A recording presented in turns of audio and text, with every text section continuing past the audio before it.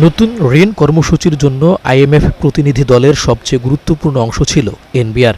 দ্বিতীয় দিনই সংস্থার উচ্চ পর্যায়ে একাধিক সভা করে আন্তর্জাতিক মুদ্রা তহবিল, যেখানে জোর দেয়া হয় রাজস্ব সংস্কার, আয় বাড়ানো এবং বিভিন্ন খাতে কর ব্যবস্থার পুনর্বিন্যাসে। নিজেদের অবস্থান তুলে ধরার পাশাপাশি এতে সুনির্দিষ্ট পরিকল্পনার কথাও জানায় এনবিআর। সূত্র বলছে, নতুন কর নীতি ও প্রশাসনিক উদ্যোগ বাস্তবায়নের মাধ্যমে অতিরিক্ত ৩০,০০০ কোটি টাকা আয়কর থেকে আদায় করতে চায় এনবিআর। একই সাথে বকেয়া আয়কর থেকে আরও ১৫,০০০ কোটি টাকা আদায়ের লক্ষ্য সংস্থাটির। সব মিলিয়ে শুধু আয়কর থেকেই প্রায় ৫০,০০০ কোটি টাকা বাড়তি আদায়ের পরিকল্পনা নিয়ে এগুচ্ছে সংস্থাটি। প্রধান গুরুত্ব পাওয়া উচিত কিন্তু হলো দুটো জায়গায়। একটা হলো আমি আমার কর ব্যবস্থাপককে কি করে আমরা আরো বেশি আধুনিক করতে পারি, এবং সেইটার সাথে আমার ডিজিটালাইজেশন এবং আমার গুড গভর্নেন্স কিন্তু জড়িত। সেইটার সাথে আর একটা গুরুত্বপূর্ণ জায়গা হলো আমি কর ফাঁকি রোধ করবো কিভাবে।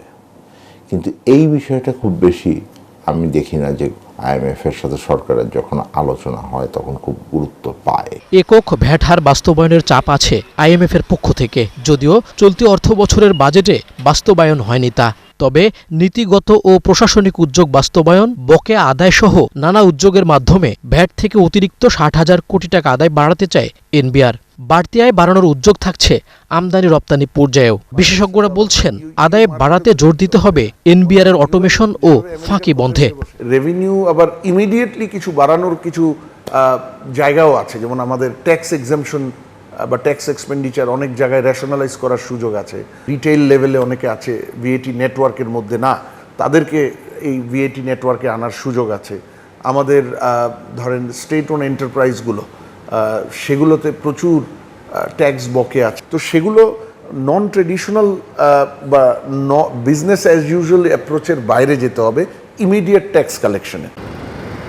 রাজস্ব আদায়ের গতি বাড়াতে দীর্ঘদিন ধরেই তাগাদা ছিল এনবিআর এর নীতি ও বাস্তবায়ন নিয়ে আলাদা বিভাগ করার। অন্তর্বর্তী সরকারের সময়ে সেই উদ্যোগ নেওয়া হলেও আটকে যায় শেষ সময়ে, যদিও এনবিআর ভাগ নিয়ে ইতিবাচক বিএনপি সরকারও। বিশেষজ্ঞরা বলছেন, আইএমএফ এর চাপে নয়, আর্থিক খাতের সংস্কার দরকার নিজেদের প্রয়োজনেই। প্রতিটা জায়গাতেই কিন্তু আমাদের সংস্কার অনেক বছর ধরে পেন্ডিং এবং বহু সংস্কার করতে হবে। তো সেখানে আইএমএফ এর এনগেজমেন্টে যদি এই সংস্কারগুলো হয়, সেটার একটা গতি পাওয়া যায়। আরেকটা হলো যে আইএমএফ থেকে সেগুলোর ব্যাপারে ভালো টেকনিক্যাল গাইডেন্স বা কোয়ালিটি গাইডেন্স পাওয়া যায়।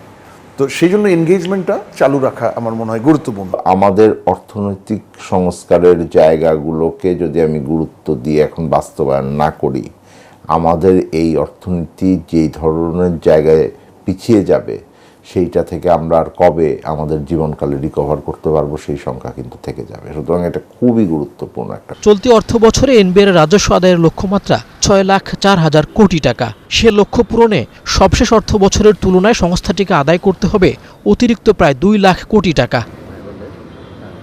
মইনুল হাসান, ৭১, ঢাকা।